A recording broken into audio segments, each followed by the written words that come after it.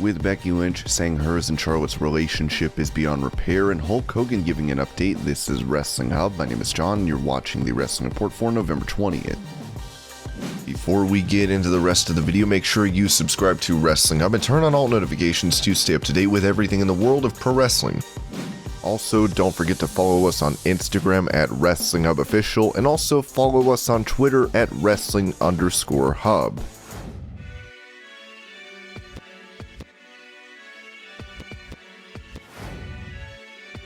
When it comes to WWE releasing many of their superstars, AEW President Tony Khan said the company only offers temporary arrangements, telling Busted Open Radio, anyone who signs a contract in WWE these days is not signing a real contract. It's a temporary arrangement. People who come wrestle with me, a lot of these people are frankly lifers, and they know that. There are some people who are here who work really hard, and there are some people who come in and work more than really hard, and I feel like is their actual life and will be with me for the rest of my life. I don't know if everybody who works for my competition can say that. I think there are people who work there and they aren't sure they will be there next week. There is a lot of security with a contract here. I can't say I'm going to extend every contract or bring every person back, but I also haven't been doing mass layoffs. I'm not the most profitable company of all time. I don't brag about being the most profitable company of all time. I do brag about bringing in a lot of revenue for a startup and being a real success story. What I will brag about is we haven't been doing mass layoffs, and we haven't fired 15 people last week or 18 people the week before. It's not something to be proud of when a company lets all those people go,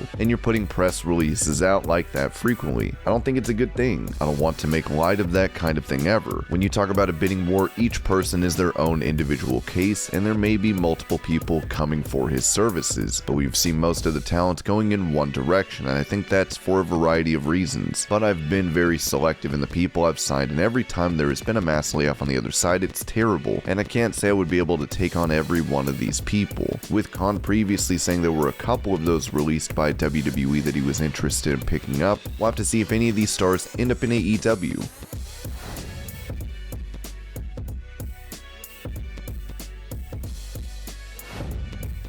The former leader of Retribution, Ali, had gone through a controversial character change that was nixed by the company. Speaking to BT Sport, Paul Heyman said Ali could become a sensation. Imagine somebody new and fresh with innovative ideas that nobody has thought of before, walking in the door and saying, okay, let me oppose him. Let me bring a different perspective, a different viewpoint. Let the audience look at me and go, these guys are together, but this guy's a disruptor. Look at Ali. He's one of the foremost talents in WWE. Why? Because he constantly pushes against boundaries. He is going to be a sensation one day or the next. He's going to be. Why? Because he's not held to the convention. He is not held to what has been done already. He looks and he says, this is what I can do in the next 36 months, and nobody else is doing it. We need more people like that. We need more people like that, what we have in NXT, of young talent sitting there saying, I will do it better than what everybody else is doing. Glad everyone else is doing so well. Put me in there. I'll change the game. I'll disrupt the industry.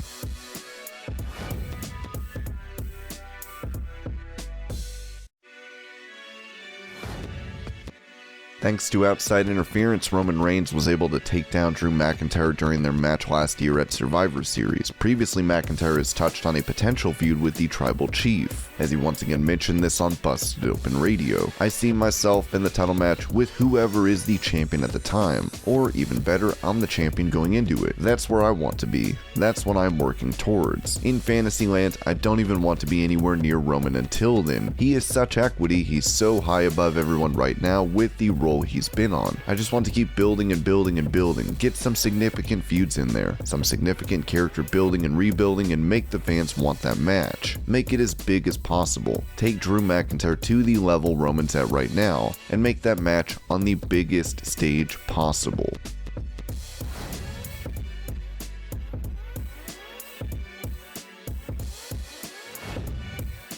Despite the many releases seen from WWE, they're still looking to recruit new talent. At a trial for SummerSlam in Las Vegas, it was said they offered between 13 to 16 contracts. As was noted on Wrestling Observer Radio, I knew some people were trying to do the race thing, but they're favoring that right now. I mean, even if the cuts tell you that they're not, they really are in recruiting. They want people of color. They want ethnics. I mean, in their recruiting thing, it's preferable. They are absolutely doing it. With new hiring directives, NXT 2.0 is looking to build new stars that are young and have athletic experience outside of pro wrestling.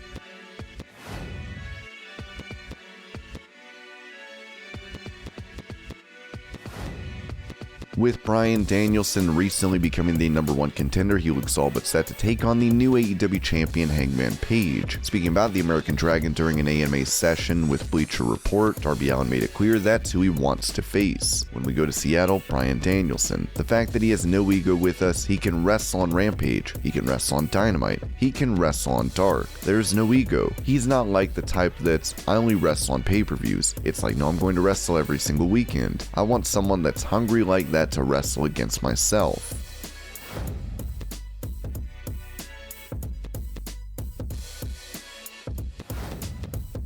Ahead of her match against Charlotte Flair, Becky Lynch talked to Bleacher Report about them possibly being friends again. As she said, I think there would be a lot that would need to be talked about and a lot that would need to be discussed. Honestly, I don't think we can be friends in this business anymore. I don't know that it can be repaired while we're both still wrestling. With Becky previously saying there could be a backstage fight between them, it'll be interesting to see how their match goes.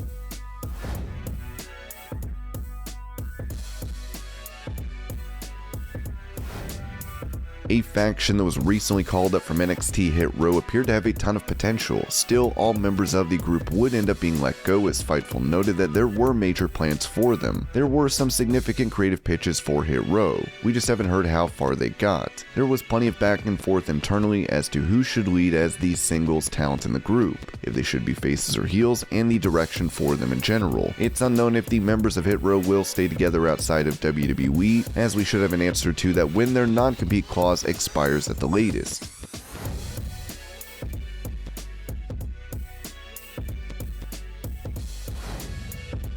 Given the shocking releases of Braun Strowman, Bray Wyatt, and Karrion Kross from WWE, a fan took to Twitter to say that if these three started their own wrestling promotion, then many would want to go there. Strowman saw the tweet as he replied, "Watch us work." Kross would also react with a GIF, with fans having to wait and see what's next for them.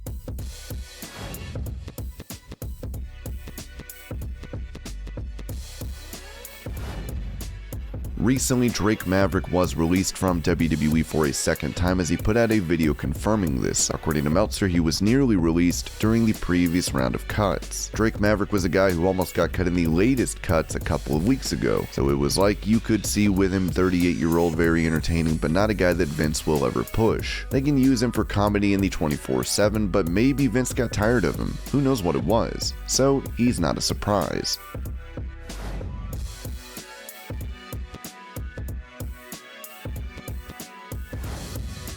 Given all the cuts from WWE, pro wrestling legend Virgil took to Twitter to cap off the releases, saying, "Breaking news. I have just released Vince McMahon from his duties. Effective immediately, I will be once again overseeing all talent and decision making. Glad that the company has come to their senses. More than 80 have been released so far from WWE, with this trend likely to continue."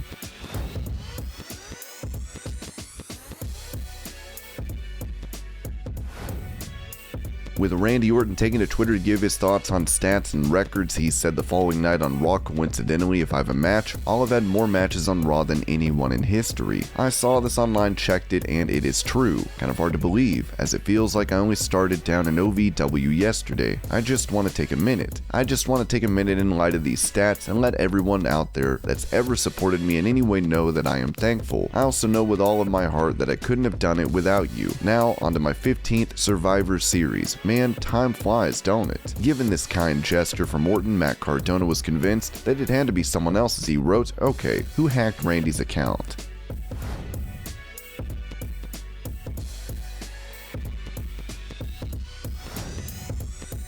In an interview with Ariel Helwani, Paul Heyman found himself talking about Vince McMahon and how he does business, as Heyman noted, and much like everything else in this company, most of the culture is dictated by the chairman of the board, Vincent Kennedy McMahon. McMahon's mindset is always rip the band-aid off. He'll say, well, what do we have to do this? Well, you know, Vince, it's going to be a slow process, and I think we're going to get the glasses off of Helwani, and he's going to get LASIK surgery, and he'll probably want to do this around February. You know, February because glasses will be in. It'll match his winter coats. Vince will say, wait a minute, Helwani's going to take off his glasses and get LASIK surgery, not wear glasses anymore? Yes. And do LASIK and not wear glasses anymore? Yes. Thursday. There is no time now. Rip the band-aid off. If you know you're going to do it, if you know that those glasses are coming off, if you know you're not going to wear glasses on the air anymore as of February, the culture here is do it yesterday.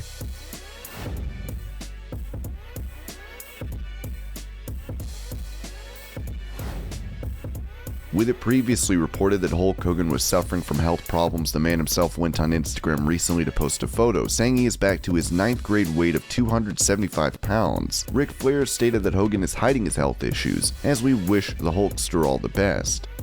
And this was your Pro Wrestling News Update. I hope you're all having a great day. Thank you so much for watching, and I'll see you later.